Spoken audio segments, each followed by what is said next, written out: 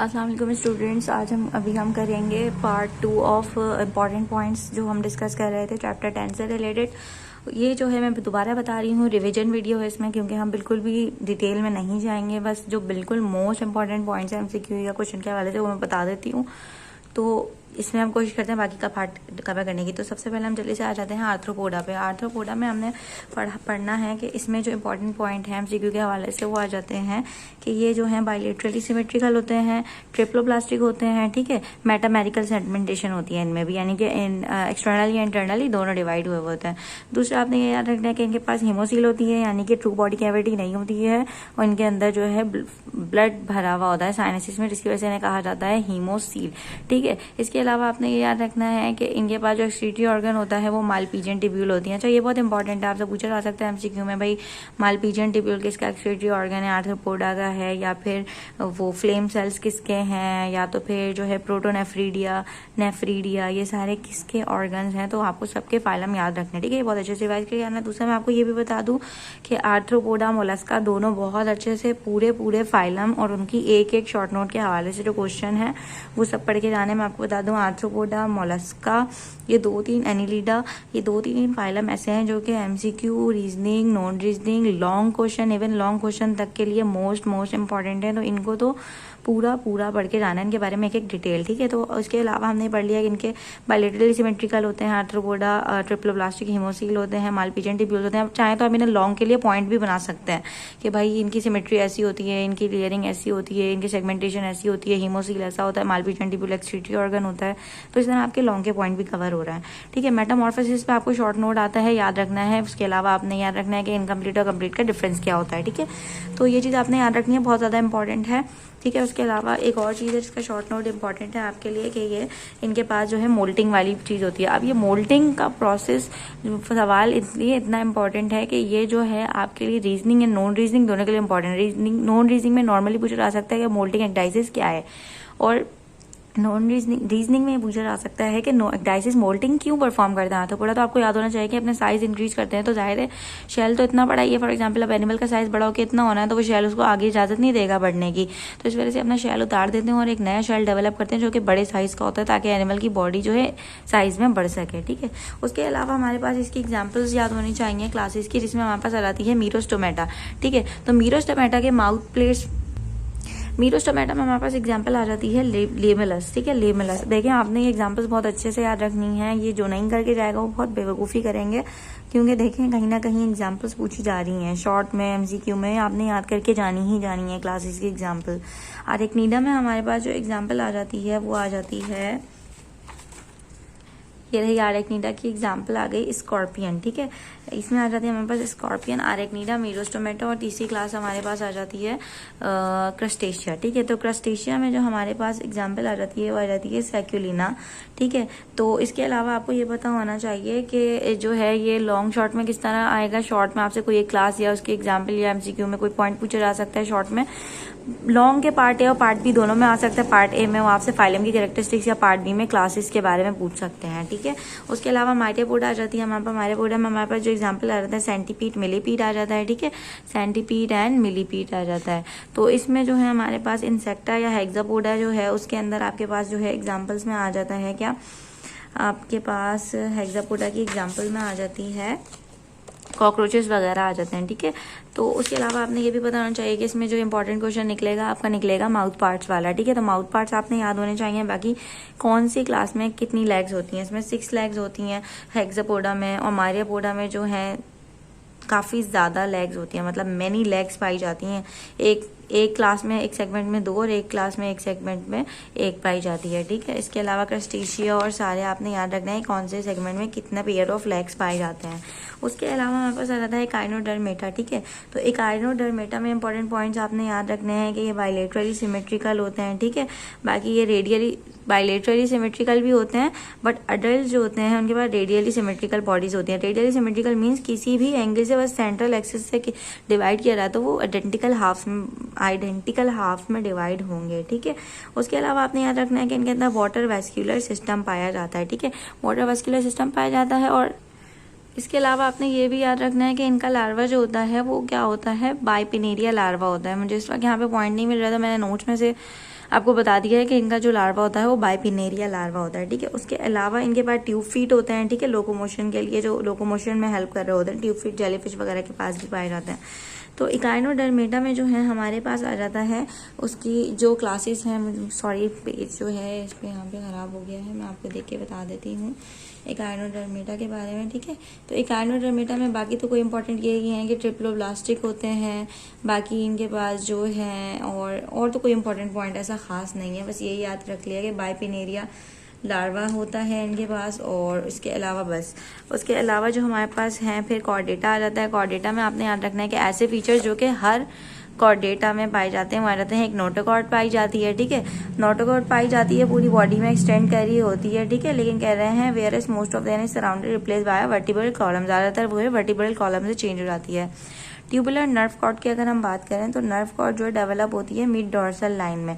बस ये आपने याद रखना है कि नोटोकॉर्ड और ट्यूबुलर नर्व कॉर्ड दोनों ऐसे फीचर्स हैं जो कि कॉर्डेट्स में पाए जाते हैं, मेन फीचर्स हैं। फेरेंजियल ग्लिल स्लिट्स भी पाई जाती हैं। कॉर्डेट्स के जर्नल फीचर्स आपने याद होने चाहिए, शॉर्ट क्वेश्चन के लिए भी इंपॉर्टेंट है। बायलेटरली सिमेट्रिकल होते हैं, ठीक है, ट्रिप्लोब्लास्टिक होते हैं। उसके अलावा इनके पास कंप्लीट सिस्टम होता है। सिलोम पाया जाता है एनिलिडा के बाद, सबके अंदर सिलोम पाया जाता है। सेक्सुअली रिप्रोड्यूस करते हैं, पोस्ट एनल टेल भी होती है इनके पास, ठीक है। उसके अलावा आपने याद रखना है यूरोकॉर्डेटा वगैरह वो सारी थोड़ी थोड़ी पढ़ लेनी है। उसके अलावा बात करें तो जो नॉर्मल मतलब सुपर क्लासेस हैं जैसे कि एब्स, मेमेलिया और पाइसेस आ जाती हैं, ठीक है, रेप्टिलियन और एम्फीबियन आ जाते हैं, तो ये सारी आपने याद होनी चाहिए। स्पाइसेस में जो है इंपॉर्टेंट आपके पास ये है कि आपको कार्टिलेजिनस फिशेस और बोनी फिशेस के डिफरेंसेस पता होने चाहिए, उनकी जो मेन पॉइंट्स है। फॉर एग्जांपल कॉन्ट्रिक थाइस के पास जो है प्लिकॉइड स्केल्स होते हैं और ऑस्टिक थाइस के पास जो है साइक्लोइड स्केल्स होते हैं। ये जो एमसीक्यू के हवाले से भी इंपॉर्टेंट पॉइंट है, तो आपने याद रखना है। टेल का फिर याद रखना है कि हेट्रोसीरल जो होती है वो कॉन्ट्रिक थाइस में पाई जाती है और जो होमोसीरल होती है वो उसमें पाई जाती है। एग्जाम्पल्स आपने याद रखनी है जो कि इंपॉर्टेंट है बहुत ज्यादा। स्केट्स और रेफिश जो होती हैं वो हमारे पास आ जाती हैं इनके अंदर कॉन्ट्रिक थाइस में। और बाकी ऑस्टिक थाइस जो होती हैं वो भी आपने याद रखनी है कि ऑस्ट्रिक थाइस के पास जो है फ्लाइंग फिश और ग्लोब फिश आ जाती है एग्जाम्पल में। आपने ये याद रखना है डिप्नॉय जो है लंग फिशेस होती हैं और इनका शॉर्ट नोट जो है आपका इंपॉर्टेंट है। बाकी आपने ये याद रखना है कि एम्फीबिया के बारे में याद रखना है। उनकी एक सवाल बनता था हाइबरनेशन एस्टिवेशन का, जो कि समर स्लीप और विंटर स्लीप होती है बेसिकली। इसमें एनिमल अपने आप को बड़ी कर लेते हैं ताकि वो कोल्ड या हॉट टेम्परेचर को अवॉइड कर सकें, ठीक है। तो एम्फीबियंस में बाकी आपने ये याद रखना है कि ये जो है कोल्ड ब्लडेड होते हैं, ठीक है, ये इंपॉर्टेंट पॉइंट है आपके पास कि ये जो है कोल्ड ब्लडेड होते हैं। लंग्स और गिल्स और स्किन सबसे जो है मतलब बकल कैविटी से इन सब चीज़ों से ये रेस्पायर कर रहे होते हैं, ठीक है। बाकी याद रखना है अनसक्सेसफुल हैं क्योंकि इनके पास कुछ ऐसी मतलब नहीं है इतनी ज़्यादा अडाप्टेशन वगैरह के वो लैंड पर सर्वाइव कर सकें, लेकिन किसी वजह से उन्हें मतलब ना फुली अडॉप्टेड है लैंड के लिए, ना फुली अडॉप्टेड है वाटर के लिए। तो ना फुली अडॉप्टेड है लैंड वाटर के लिए, इसमें जो है सारी कैरेक्टरिस्टिक्स आपने पढ़ लेनी है। और ये जो इंपॉर्टेंट है एक रीजन भी पूछा जाता है कि इनको अनसक्सेसफुल वर्टिब्रेट क्यों जाता है। एमनियोट्स वाली बात याद रखनी है, आपसे डेफिनेशन पूछी जा सकती है लॉन्ग में कि एमनियोट्स क्या होते हैं। इनकी बॉडी जिसको प्रोटेक्टिव कवरिंग से मतलब प्रोटेक्टिव मेम्ब्रेन एक पाई जाती है, ये वाली डेफिनेशन है जिसे हम एमनियन कहते हैं, ठीक है, एग के अराउंड। तो 3 ग्रुप्स में पाई जाती है ये, एक रेप्टाइल्स में, बर्ड्स में और मैमल्स में, तो उनको कहा जाता है एमनियोटा, ठीक है। बाकी जो है एन एमनियोट कहलाते हैं जिनके अंदर ये प्रोटेक्टिव मेम्ब्रेन मौजूद नहीं होती है। तो आपने ये याद रखना है कि एमनियोट जो होते हैं वो रेप्टाइल, बर्ड्स और मैमल्स होते हैं, और एन एमनियोट जो होते हैं वो बाकी के होते हैं यानी कि फिशेस और एम्फीबियंस होते हैं, ठीक है। तो ये आपसे रीजन में, एमसीक्यू में, लॉन्ग में भी इवन पूछे जा सकते हैं एमनियोट्स की डेफिनेशन मिला के, ठीक है। तो इसके अलावा आपने याद रखना है कि रेप्टाइल्स जो होते हैं, ठीक है, रेप्टाइल्स जो होते हैं वो होते हैं सक्सेसफुल लैंड वर्टिब्रेट्स, ठीक है। Sir reptile successful land vertebrates होते हैं, वो बिल्कुल वही अपोजिट चीज हो गई एम्फीबियंस की। जितने कैरेक्टरिस्टिक्स एम्फीबिया के पास नहीं थी वो रेप्टाइल्स के पास बहुत ज्यादा ही वेल डेवलप मौजूद होती हैं, ठीक है। तो ये दोनों जो है रीजन है और इंपॉर्टेंट है कि रेप्टाइल सक्सेसफुल क्यों है और एम्फीबियन अनसक्सेसफुल क्यों है। तो ये आपने एक दफा इसको रीड दे देनी है अगर आपके पास टाइम बच रहा है तो। उसके अलावा एप्स की अगर हम बात करें तो एप्स में आपको पता होना चाहिए कि इनके पास जो है यानी कि हमारे जो है ये बर्ड आ जाते हैं, इनकी जो एक मेन कैरेक्टरिस्टिक है वो फ्लाइट अडाप्टेशन है। इसके अलावा इसके एग्जाम्पल्स में हमारे पास 2 तरह के फ्लाइंग बर्ड्स होते हैं, एक रनिंग बर्ड्स होते हैं, दोनों के डिफरेंसेस याद होने चाहिए। एक रीजन ये भी पूछा जाता है कि बर्ड्स को जो है ग्लोरीफाइड रेप्टाइल्स क्यों कहा जाता है। इस वजह से कहा जाता है कि क्योंकि जो बर्ड्स है ना वो जो है रेप्टाइल से ही इवॉल्व होके आए हैं और उनका जो कनेक्टिंग लिंक है वो क्या है हमारे पास आर्कियोप्टेरिक्स। आई गेस ये आपके एमसीक्यू में दिया हुआ भी है, ये रहा आर्कियोप्टेरिक्स दिया हुआ, ये रहा आर्कियोप्टेरिक्स। तो जो हमारे बर्ड्स हैं वो कनेक्टिंग लिंक हैं किसके साथ, रेप्टाइल्स के साथ। बाकी ये पूछा जाता है कि इनका एफिशिएंट क्यों होता है, मतलब ब्रीदिंग, मतलब इनके पास एफिशिएंट रेस्पिरेटरी मैकेनिज्म इसलिए होता है क्योंकि इनको उड़ना होता है, इनको ज़्यादा ऑक्सीजन की ज़रूरत होती है, तो इनके पास ऐसी अडेप्टेशन होती है, इनकी बोन्स जो हैं वो होलो हो जाती हैं। ये वाली बात लिखी हुई है कि होलो बोन्स हो जाती हैं, फोर लिम्ब मॉडिफाई हो जाते हैं इनटू विंग्स, ठीक है। उसके अलावा इनके जो स्टर्नम है वो कील शेप हो जाता है। ये सारी चीज़ें जो फ्लाइट अडेप्टेशन में आ जाती हैं, ये आपके लिए इंपॉर्टेंट है। फ्लाइट अडेप्टेशन जो आपसे नॉन रीजनिंग में पूछा जाता है तो आपको पता होना चाहिए, ठीक है। और जो फिश की स्टडी है वो कहलाती है ऑर्निथोलॉजी। ये जो है ना आपसे पूछा जाता है एमसीक्यू में, ये आपने याद रखना है, यही भी एक इम्पॉर्टेंट पॉइंट है। बाकी इसके अंदर जो है मुझे इम्पॉर्टेंट लगा था वो ये था कि इनके अंदर कंप्लीट वेंटिलेशन पाई जाती है, ठीक है।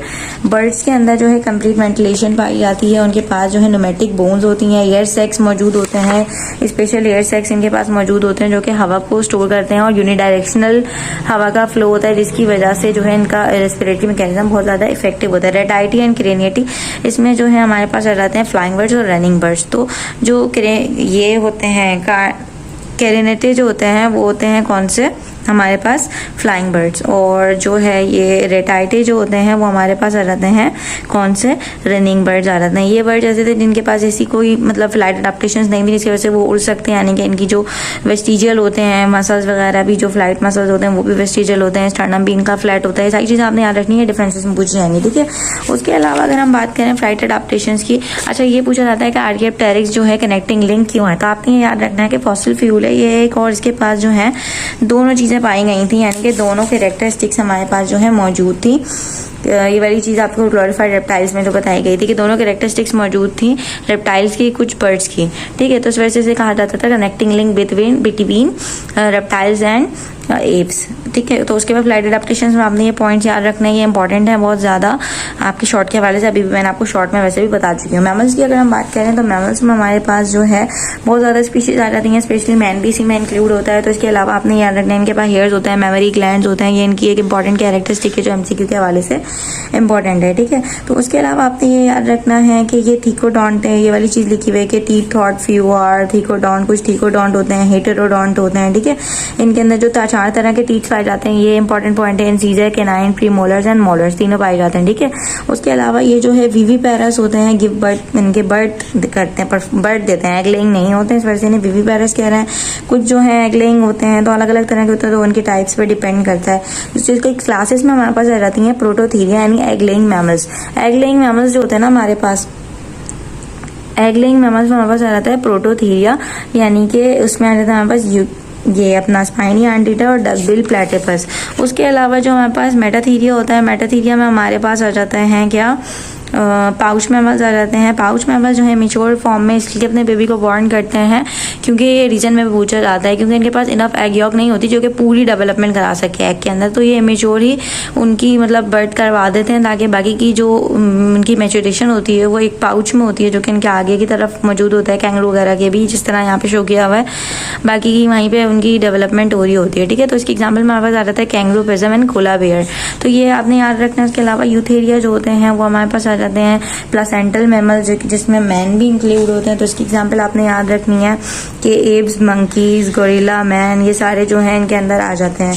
बाकी जो है आपने इंपॉर्टेंट पॉइंट याद रखने हैं, यहाँ पे समरी दी हुई है एनिमेलिया की, फाइलम की, तो ये आपने इसको एटलीस्ट बहुत अच्छे से रीड दे देनी है।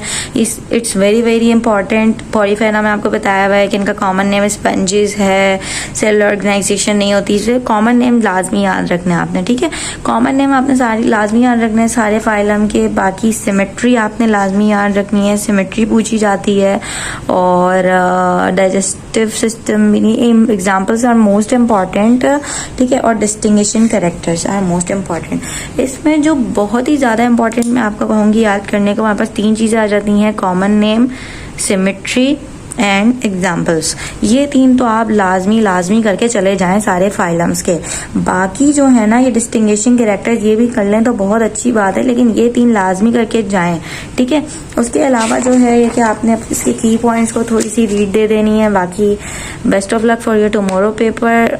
मैंने जितने से ज़्यादा इंपॉर्टेंट पॉइंट कवर करने की कोशिश की थी, तो क्योंकि मैंने लेक्चर पहले से प्रिपेयर नहीं किया था इसलिए हो सकता है कि कुछ पॉइंट्स रह भी गए हों, लेकिन मैंने फिर भी कोशिश की कि मैं मोस्ट इंपॉर्टेंट पॉइंट्स को कवर करूं। बाकी अगर आपको फिर भी कोई कन्फ्यूजन है तो आप पूछ सकते हैं। Thank you.